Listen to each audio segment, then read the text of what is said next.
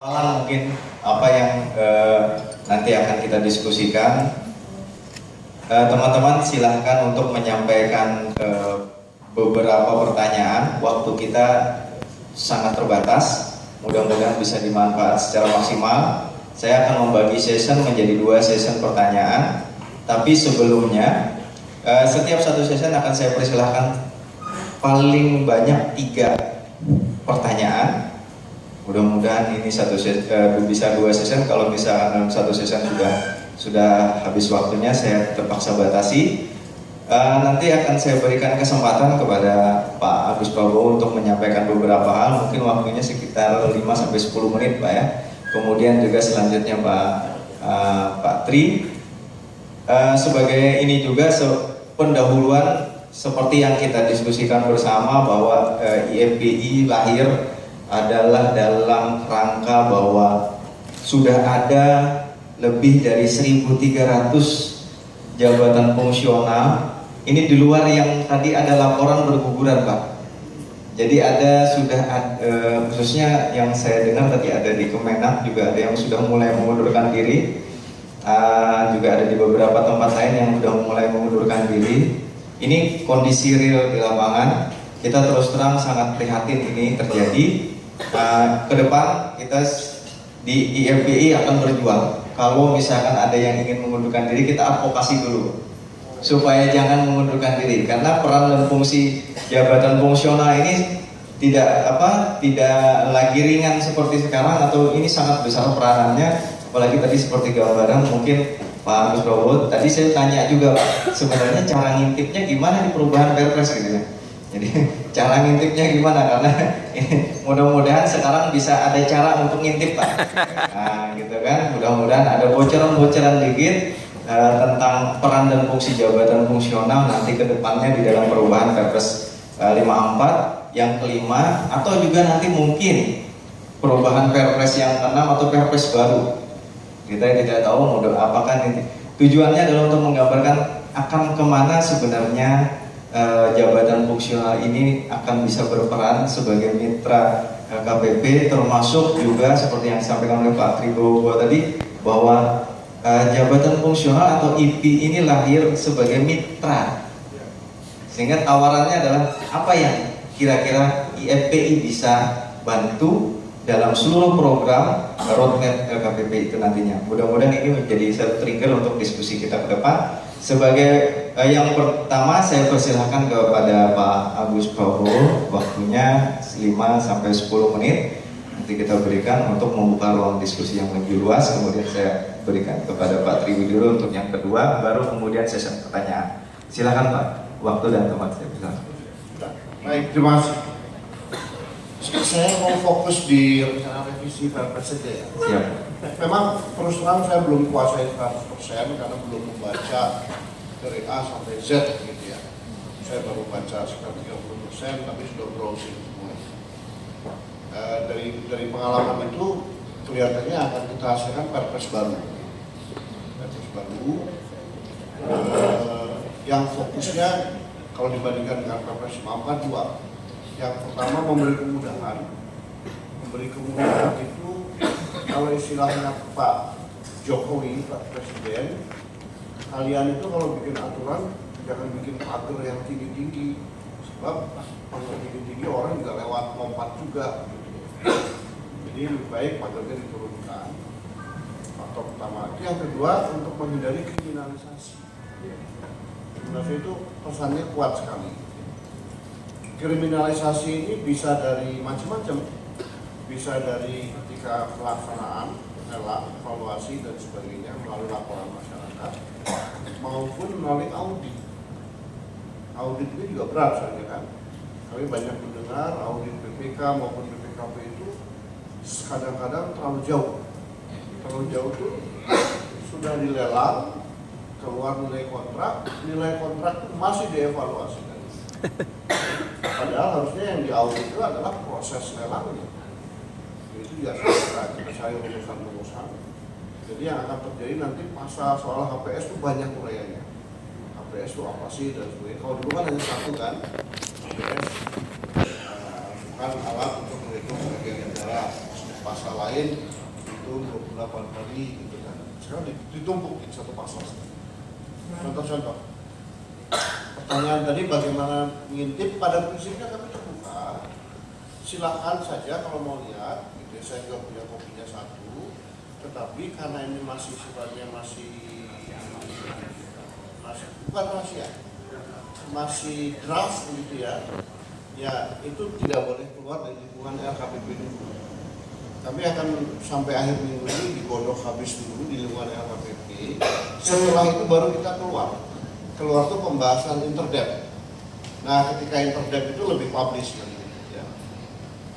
Nah sebenarnya kalau mau ngintip-ngintip sih kami sih welcome saja.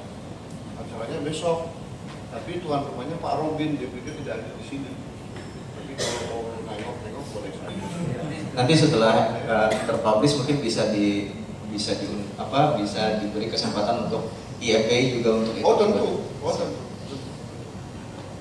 Tapi kan kami harus matang dulu ya. Sebab di dalam sendiri pun debatan, masukan-masukan tuh masih keras juga. Contohnya di tempatnya Pak Cani. Pak Cani punya ide yang menurut saya progresif sekali untuk merubah organisasi pengadaan. Tetapi di pihak Pak Robin, kalau ini diadopt terlalu cepat, khawatir tidak punya masa transisi yang cukup. Tarik-tarik seperti itu. Kemudian konsep procurement agent itu juga sudah muncul. Jadi untuk pengadaan tertentu yang sifatnya rumit gitu, itu bisa ULP-nya itu bisa di outsource-kan, bisa diswastakan, minta outsource gitu. Itu procurement agent itu sudah ada dalam rancangan itu. Kemudian yang saya ingat aja ya, tiba-tiba saya nggak baca tentang soalnya. Nah, jenis pengadaan itu ada 4. Nah, sekarang kan barang, pekerjaan konstruksi, konsultansi, dan jasa lainnya. Ditambah 1, pekerjaan terintegrasi. Ya. Pekerjaan terintegrasi itu bisa gabungan dari antara itu. Betul. Apalagi ya? Asal senjata. Tapi jangan khawatir, pada saatnya kami buka, dan pihak yang kami ajak dialog pertama adalah yaitu komunitas yang dekat dengan LKPP ya. Ada IAPI, ada IFPI, ada macam-macam. Siap. Nah ini buat teman-teman sekalian, informasinya sangat berharga sekali, bahwa saya harap ini sudah menjadi pernyataan bahwa salah satu komunitas nanti yang juga diperhitungkan untuk dilibatkan dalam membahas tentang perubahan Perpres ke depan, apalagi ini perubahan atau pergantian gitu Pak? Nah ini perdebatan ya. Kalau istilah revisi atau amandemen itu, kalau pasalnya tetap, kemudian di antara pasal-pasal itu ada sisipan. Ya. Tapi ini yang terjadi tidak. Pasal yang di belakang dipindah ke depan, gitu ya. Terus kemudian ada beberapa pasal dikelompokkan jadi satu. Gitu. Jadi penafsiran saya sih ini baru. Oh, Perpres baru. Ini informasi pertama dan eksklusif ini. Boleh kita jadi A1. Dan yang pasti posisi jabatan fungsional itu berulang-ulang ditonjolkan. Oh, iya. Jadi arahnya begitu. Hanya yang belum selesai itu kapan ULB wajib jafu. Rapat terakhir, asalnya ditanya Ini bukan berat tanyanya. Ya, jadi tadinya kita ada batas waktu begitu ya. Katakanlah 2020 begitu. Mulai 2020 ULP hanya pejabat fungsional. Misalnya, tapi belum putus ya waktu ya. Mas ini kasih bocoran dong.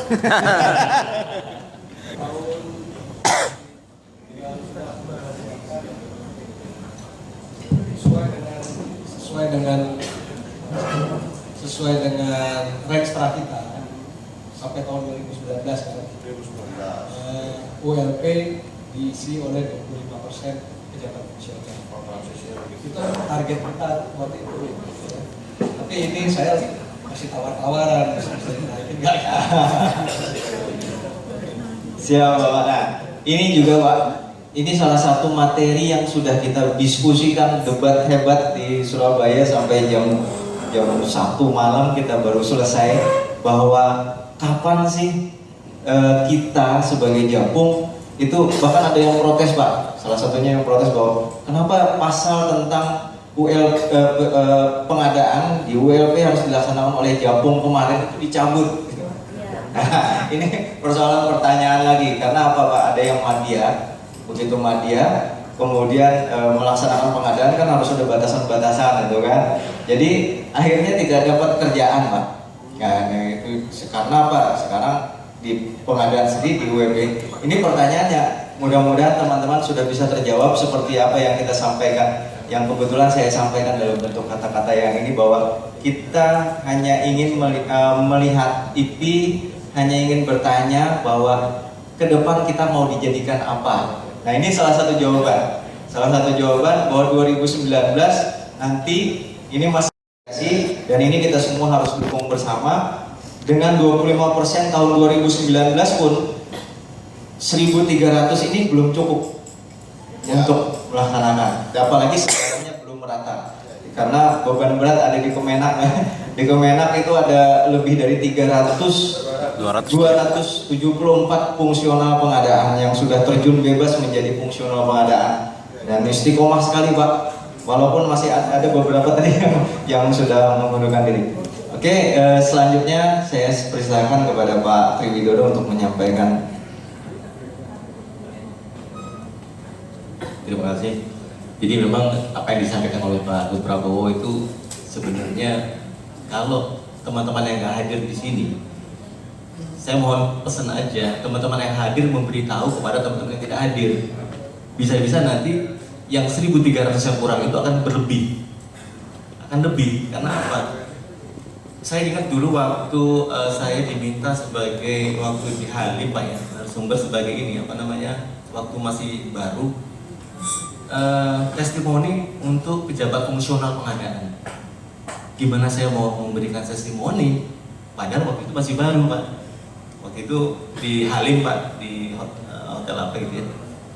Nah, sekarang kalau saya diminta testimoni, saya nggak akan keluar dari Japung fungsional ini. Kenapa?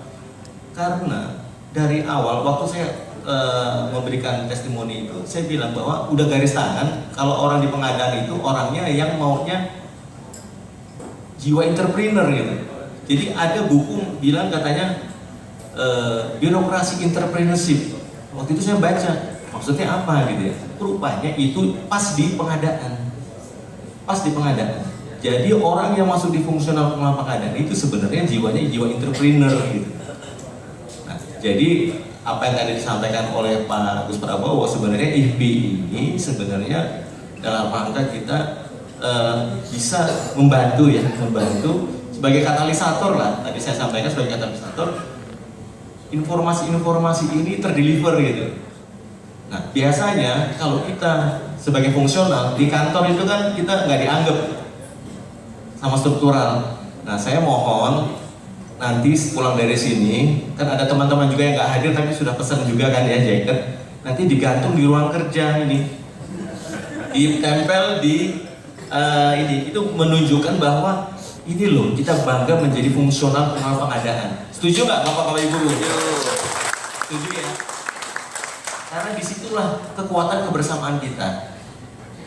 Jadi kita tidak lihat struktural, tapi kita lihat organisasi kita. Kalau strukturalnya nanti lihat apa sih ini IP, kita kasih tahu. Bapak ada masalah di kantor, sampaikan ke kami. Kami akan teruskan untuk masalah Bapak di internal. Kita ke LKPP dalam pengadaan seperti itu Pak. Mungkin nanti di Kementerian Agama Bapak akan terbantu Pak. Kalau semakin banyak yang naruh jaket ini Pak. Naruh jaket ini di ruangan masih paling banyak sebenarnya fungsionalnya. Karena apa? Karena ya tadi kita menunjukkan bahwa ini kita dalam rangka untuk menyelesaikan permasalahan yang sebenarnya apa jiwaku, ragaku yang melalui IP ini sebenarnya. Kita ya tadi sebenarnya ULP tadi disampaikan bahwa nanti ke depan ada 25% Pak ya, 25% fungsional. Memang seharusnya melalui transisi sebenarnya itu 25 kita sebenarnya. Tapi karena 1.300 tadi itu masih kurang jumlahnya, ya untuk ke depan kan ada progres Pak ya, ada progres. Tapi memang wajar juga kalau fungsional itu masuk di dalam ULP. minimal kepala ULP itu kayak di dosen itu kan bisa dia menjabat fungsional sebagai rektor atau sebagai dosen fungsional kan bisa, kepala sekolah juga bisa. Nah kalau di IFP itu kalau bisa ULP-nya struktural itu bukan struktural tapi seperti kayak di fungsional guru itu. Kenapa? Supaya dia bisa merasakan bahwa kalau dia struktural, ini fungsional dianggapnya apa Pak? Anda nggak bisa apa-apa tanpa saya kan gitu. Tapi beda dengan Pak Bambang, Pak Yuswanto. Pak Bambang dan Pak Yuswanto itu saya kemarin waktu sebelum tanggal 25 Maret saya studi banding. Saya studi banding ke Airlangga dan ke P2 PBJ ya, Jatim itu. Beliau-beliau ini care terhadap fungsionalnya. Nah itu hanya yang saya lihat 2 ya, tapi kebanyakan nggak care gitu. Apa karena saya cuma 2 itu yang saya lihat? Saya belum studi banding ke yang lain, saya nggak tahu ya. Jadi maksud saya ini menjadi lampu hijau bahwa kita ke depan akan fungsional ini pengadaan eksis gitu. Mungkin itu aja bisa. Terima kasih. Oke, baik, kalau bisa saya ambil kesimpulan bahwa Pak Triwidodo menyampaikan pesan bahwa IFPI bisa berperan dalam rangka untuk mensosialisasikan bagaimana bentuk organisasi dan manajemen ULP yang baik kepada teman-teman di daerah yang lain, ULP lain. Karena salah satu ini adalah program juga dari LKPP. Ini terus terang banyak sekali memang perka-perka LKPP yang harus di-deliver. Kalau tidak di-deliver nanti banyak sekali sebenarnya perka-perka baru, surat edaran, peraturan baru yang tidak terdeliver dengan baik ke masing-masing ULP. Ya ini seperti ini aja, tadi kita sempat diskusi juga dengan Pak Halid, bahwa ternyata masih ada pertanyaan-pertanyaan yang basic sekali di masing-masing ULP. Misalkan kayak tadi apa pertanyaannya, Pak, kalau misalkan kami dikasih 2,5% begitu ditetapkan pemenang, itu kita terima atau tidak? Ini kan basic Pak. Nah ini kalau ini ditanyakan berarti ada yang belum sampai. Nah ini mungkin pesan yang disampaikan oleh Pak Tri bahwa best practice ULP seperti yang diterapkan oleh Pak Bambang di Unair, kemudian juga tadi Pak Yuswanto di Jawa Timur, mungkin di tempat-tempat lain juga ada di Jawa Barat juga dan segala macam, itu bisa kita tularkan ke tempat lain melalui IFPI. Dengan demikian maka fungsi IFPI sebagai salah satu mitra dari LKPP untuk membangun ekosistem pengadaan yang baik ini menjadi berfungsi. Nah itu sedikit gambaran tadi dari paparan Pak Agus Prabowo, kemudian juga Pak Triwidodo. Atas dasar gambaran ini saya persilahkan saya sediakan waktu untuk session pertama. Ini 3 orang penanya. Silakan. 1 Pak Imran ya. 2 dari sini, 1 Pak. Jadi ada 3. Saya mulai dari Pak Imran dulu. Silakan. Ya.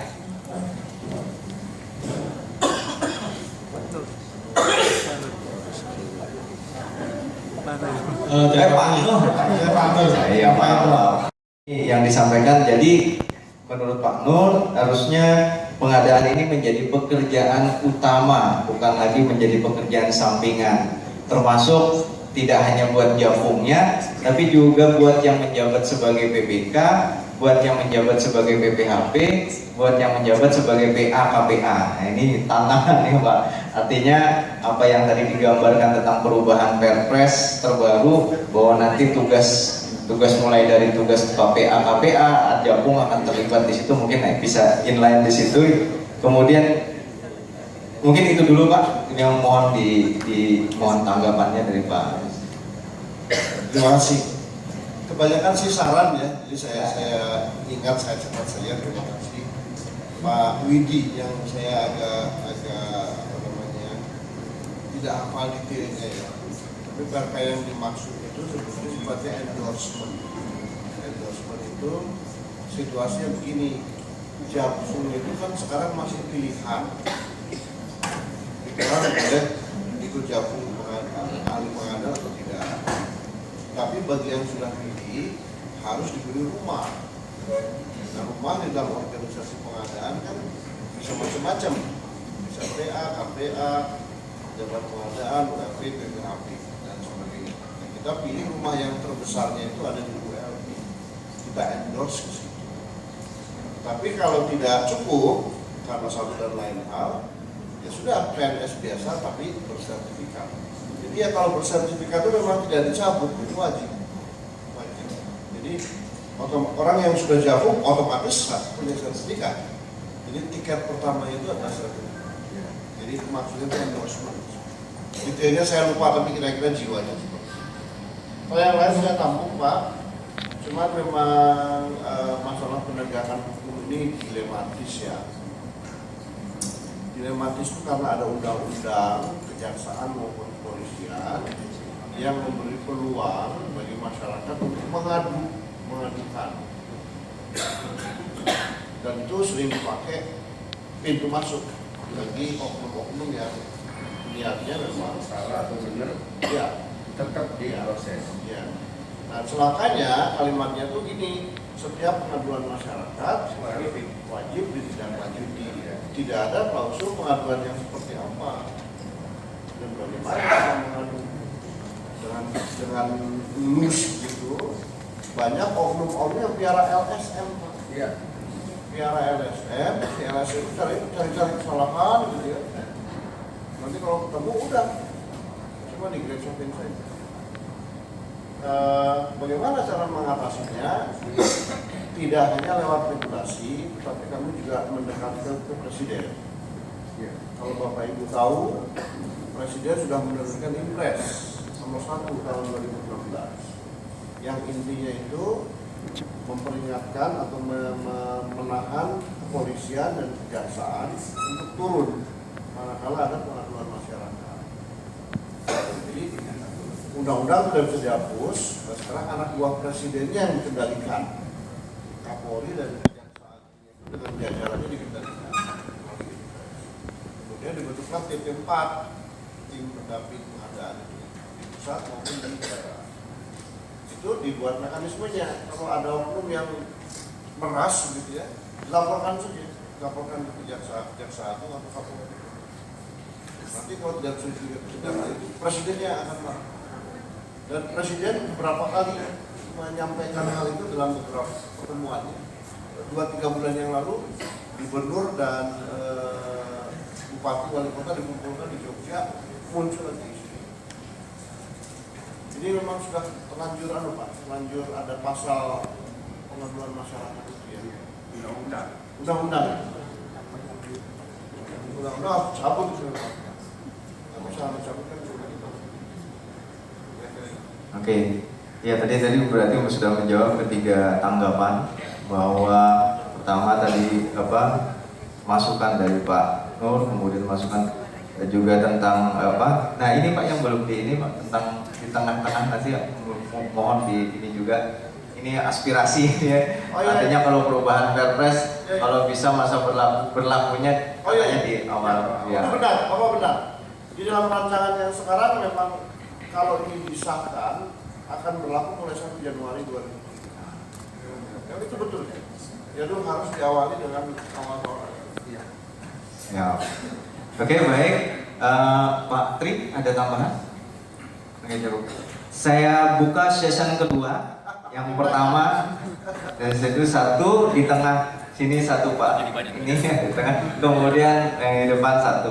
Oke ya. Baik. Mikrofon. Mas Samsu, karena saya nggak baca tentang sertanya tanggapi aja ya. Siap Pak. Oke, langsung ya setelah 1 ini daripada dikumpulkan lama gitu ya. Ya, siap. Silakan Pak, tolong nama dan asal instansi.